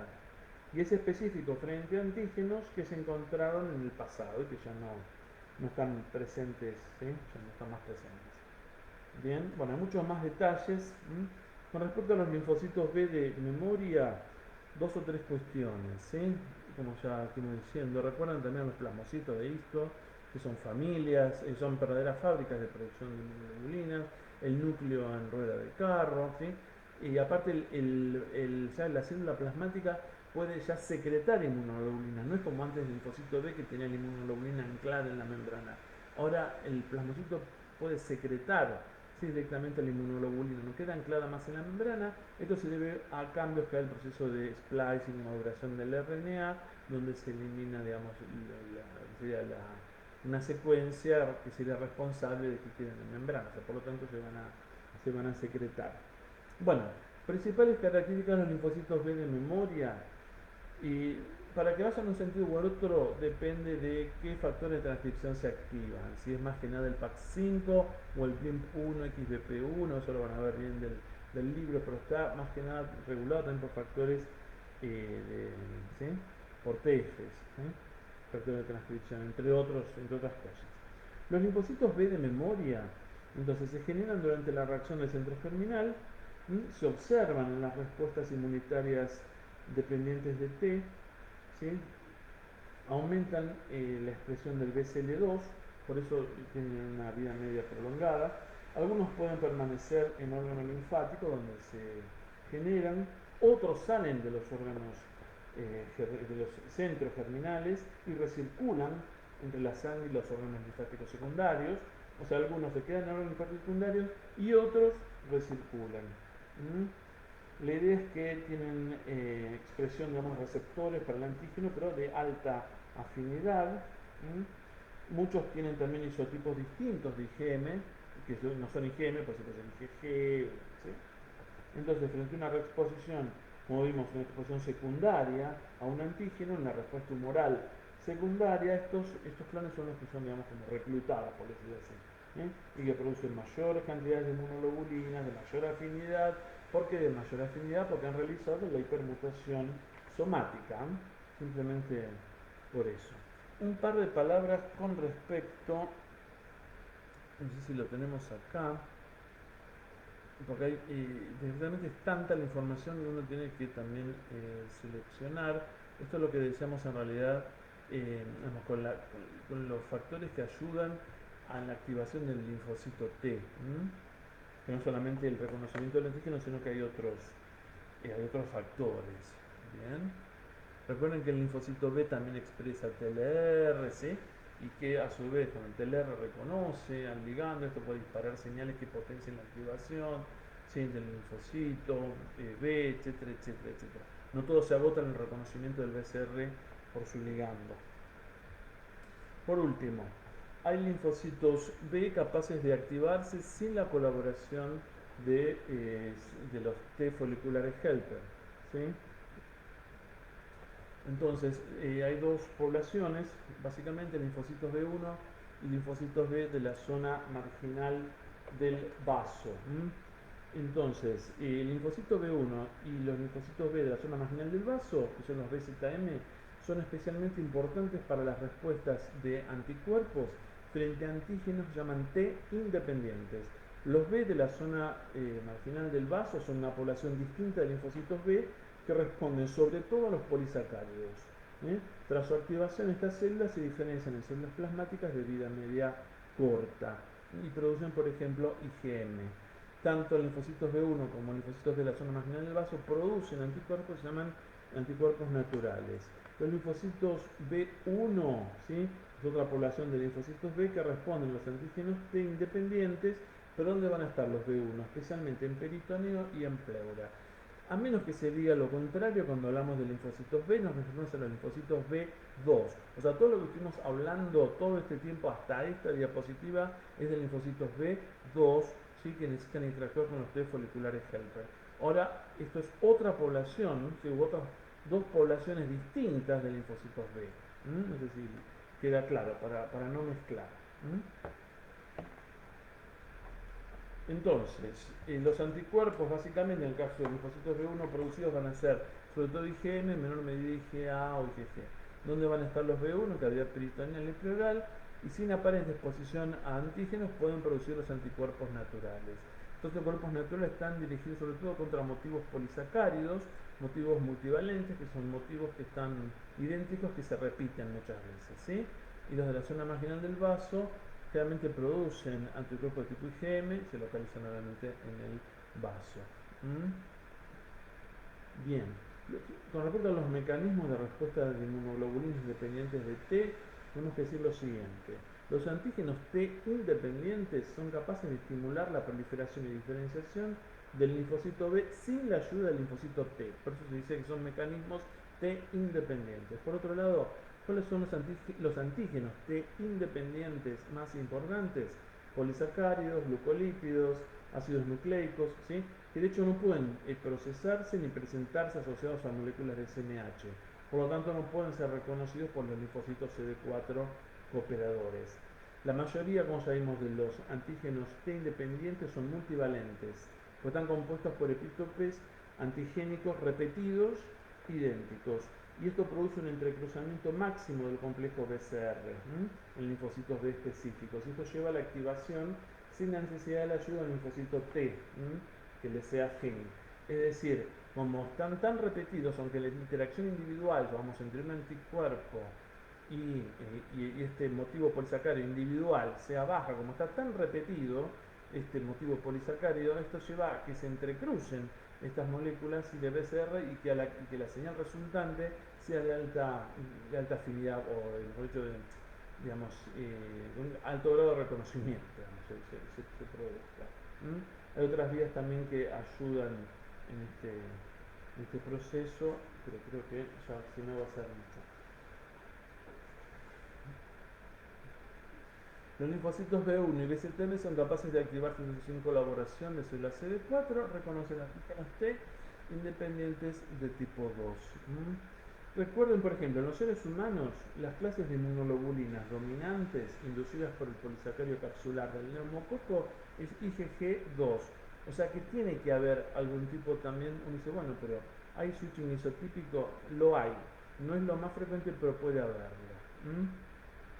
Las citoquinas producidas por distintos tipos de células diferentes de linfocitos T pueden estimular el cambio de isotipo en las respuestas T independientes. Uno dice, ¿cómo puede haber cambio de isotipo? Porque si bien el principal isotipo es el IgM, en algunos casos encontramos IgA. ¿Y cómo hubo switching isotípico si no hay colaboración TB? Eso puede ser la pregunta. Bueno, porque hay distintos tipos de células que producen citoquinas, como por ejemplo BAF, APRIL, estas son las citoquinas, ¿sí? Que son producidas por ejemplo por células dendríticas y macrófagos, y que estas inducen la síntesis de citidindiaminasa en los linfocitos B activados. Por lo tanto, a pesar de no haber una colaboración TB, puede haber un switching isotípico, ¿sí? Moderado, pero puede haber. Por otro lado, el TGF-beta, el factor de crecimiento transformante beta, puede también contribuir a la generación de IgA. Y esto lo producen en muchas células no linfoides. ¿Sí? Otro tema interesante es que muchos polisacáridos, también de las paredes bacterianas, pertenecen a la familia de los antígenos T independientes. Habrán escuchado, habrán estudiado también en bacterio, ¿sí? Habrán oído hablar de las bacterias capsuladas, neumococo, meningococo, hemophilus influenza. Bueno, es fundamental la respuesta humoral para erradicarlas, ¿sí? Es el principal mecanismo de defensa. Pero entonces, ¿cómo lo logramos? Bueno, estos son antígenos T independientes, ¿sí? Y estos antígenos contribuyen a la generación de anticuerpos, ¿sí? Naturales. Nosotros tenemos normalmente anticuerpos, ¿sí? Naturales ¿sí? en circulación, producidas por células, como sabemos, linfocitos B1 y por linfocitos B de la zona marginal del vaso. La mayoría de estos anticuerpos están dirigidos contra hidratos de carbono, ¿sí? Y como sabemos los producen linfocitos B1, sobre todo peritoneales y también en pleura. Los peritoneales, por ejemplo, estimulados por bacterias que colonizan el tubo digestivo, por ejemplo, ¿no? Recuerden que también hay una proporción alta de inmunoglobulinas naturales que intervienen en lo que es metabolismo también lipídico, porque reconocen lípidos oxidados. Estos lípidos oxidados pueden encontrarse en membranas bacterianas y también en células apoptóticas, y de hecho también ayudan en la depuración de células apoptóticas. Estos lípidos oxidados no están normalmente expuestos en la superficie de células sanas, o sea que también cumplen una función importante los anticuerpos naturales, que es la homeostasis, ¿sí? De lípidos. Y los principales ejemplos de inmunoglobulinas de anticuerpos naturales están montadas contra, digamos, el grupo sanguíneo ABO, ¿sí? Como ustedes saben. Bien, un par de palabras, o esto es lo que estuvimos diciendo hasta ahora. El LPS bacteriano es un ejemplo también de antígeno T independiente. Vamos a hablar dos palabras con respecto a, digamos, los anticuerpos, pero ya en acción, ¿sí? Un segundito, ya nos organizamos y seguimos.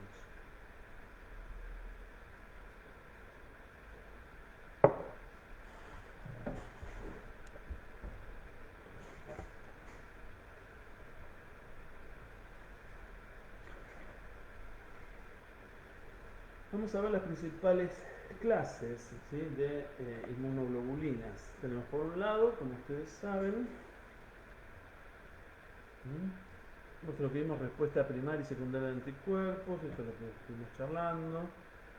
Fase de latencia, la secundaria es más corta, mayor cantidad, más ¿sí? Por los mecanismos que estuvimos hablando. Principales características de los anticuerpos. Vamos a empezar una breve reseña de IgM, ¿sí? IgG, IgE principalmente. La IgM, recuerden, principales características de la IgM, es el primer anticuerpo producido en la respuesta inmune, ¿sí? Primaria. Es el principal tipo de inmunoglobulina que aparece en la ontogenia. De hecho, la primera inmunoglobulina, el primer isotipo que aparece obviamente es IgM, como estuvimos diciendo.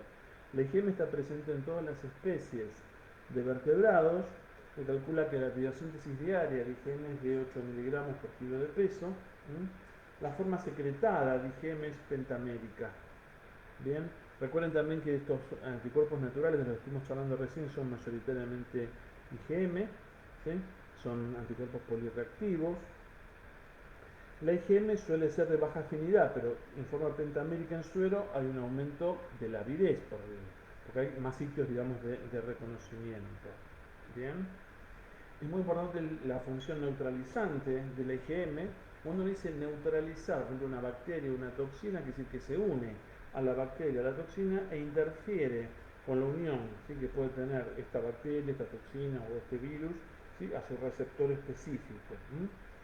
Entonces, en la práctica la IgM está involucrada en lo que es, bueno, tiene una función neutralizante, sobre todo frente a toxinas y demás. La IgM se encuentra más que nada en el compartimento intravascular, ¿sí? No atraviesa fácilmente, ¿sí?, la pared de los vasos, ¿sí? ¿Por qué? Porque tiene un peso molecular alto y que eso, digamos, le dificulta el acceso al lecho extravascular. Pero pensemos también que durante la inflamación aumenta la permeabilidad vascular, o sea, puede haber, y de hecho lo hay, algún acceso también al lecho extravascular. IgM también es fundamental para la activación de la vía clásica del complemento. En el caso de la IgG, recuerden que dentro de este isotipo hay 4 subclases: IgG1, IgG2, IgG3 y IgG4. Siempre la van a encontrar en forma monomérica.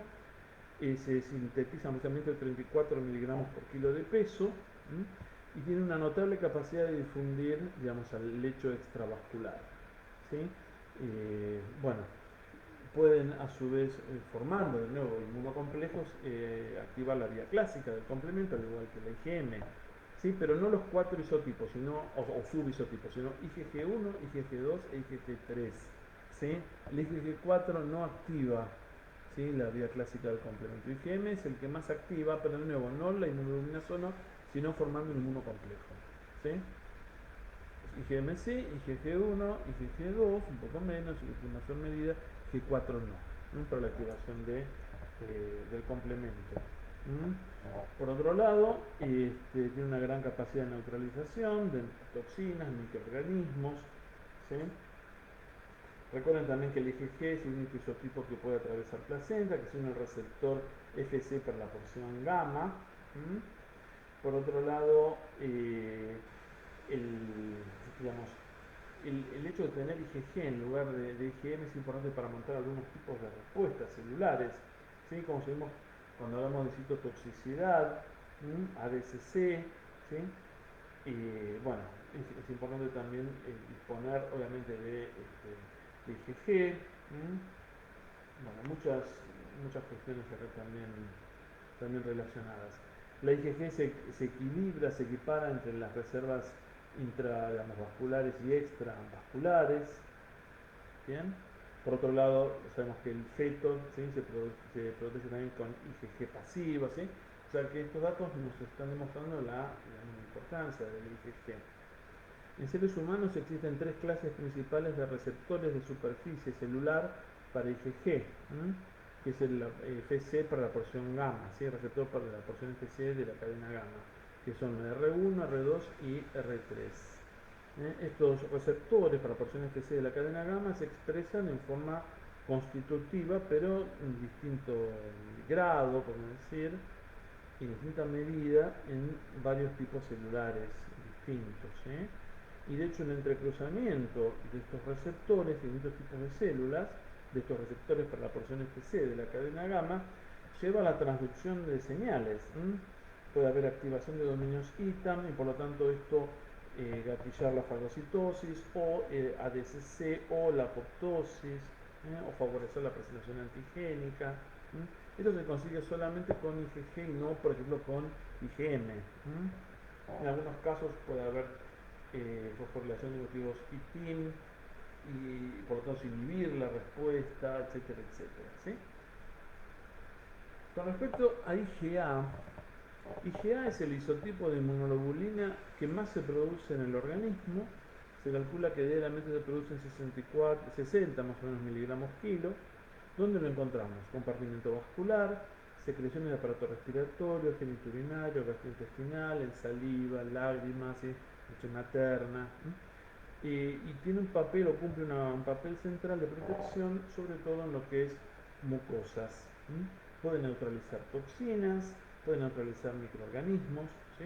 Y la forma predominante, ¿sí?, la forma predominante en circulación es monomérica, mientras que en las secreciones es dimérica. Y es interesante que la IgA es producida por plasmocitos presentes en la lámina propia, ¿sí?, del intestino.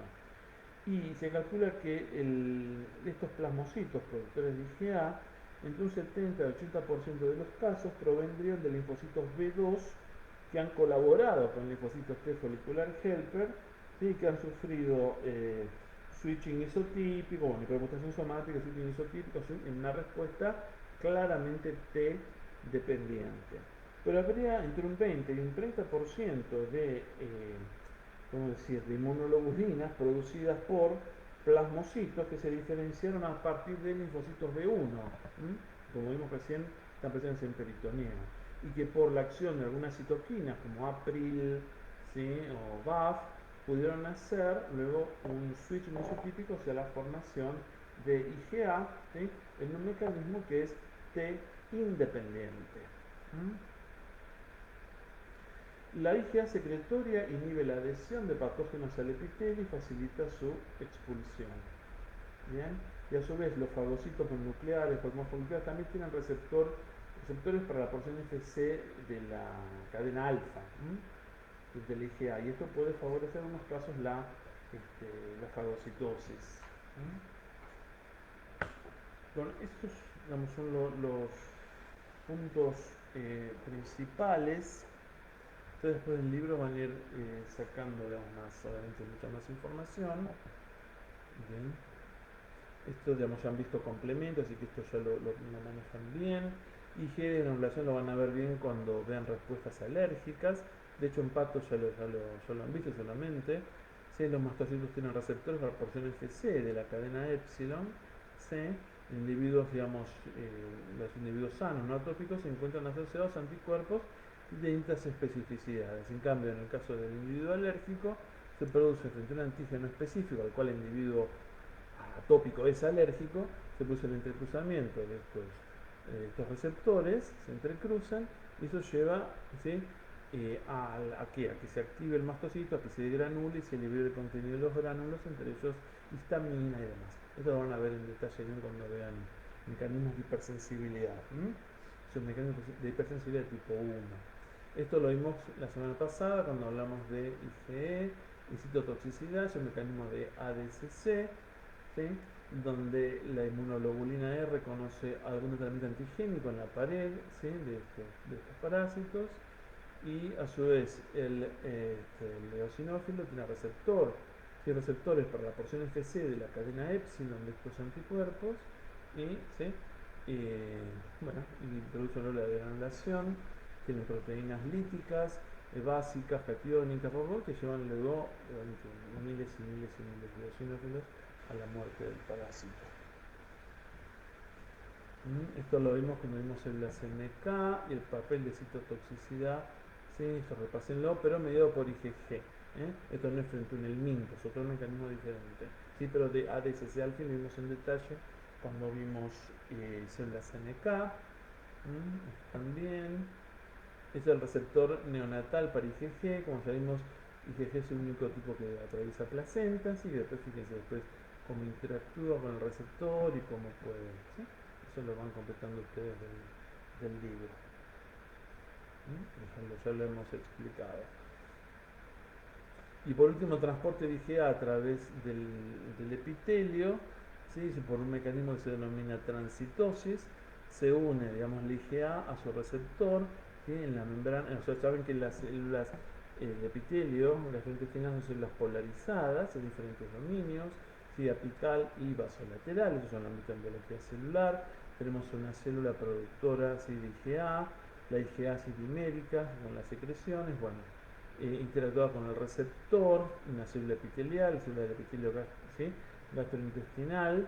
Luego esto se endocita, hace todo el proceso de recorrido a través del epitelio, ¿sí?, y luego se puede secretar al lumen, ¿sí?, pero se lleva parte, o sea, la IgA dimérica se lleva parte van a ver, digamos, del receptor, que les sirve para, en esta zona, que es una zona crítica, porque si hay alguna proteasa así que actúa en esta zona, o sea, ya no es más dimérico, entonces pierde mucho la eficiencia, la inmunoglobulina, la IgA. Entonces, esta porción del receptor, ¿sí?, de poli, se queda unida acá e inhibe la acción de ciertas proteasas para que conserve la IgA su forma dimérica, que sea útil a la hora de neutralizar, ya sea toxinas o bacterias o virus. ¿Sí? O sea, acá pasamos, ¿sí?, bien claramente de la lámina propia al lumen. O sea, a través del receptor, el dominio vasolateral. Y es el dominio apical, que ustedes ya saben. Bueno, esto es lo que hemos discutido y creo, bueno, que los principales conceptos ya han sido desarrollados.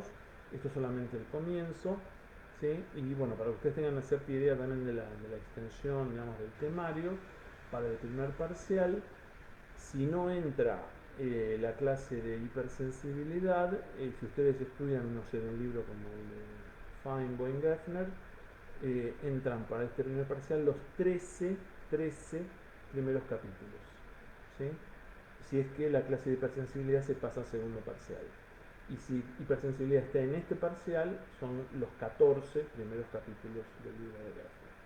Bueno, espero que estas clases les sean de utilidad. Cualquier cosa nos consultan. Bueno, cuidarse por los motivos conocidos, estudiar mucho y bueno, estamos abiertos a sus preguntas y todas sus inquietudes son bienvenidas.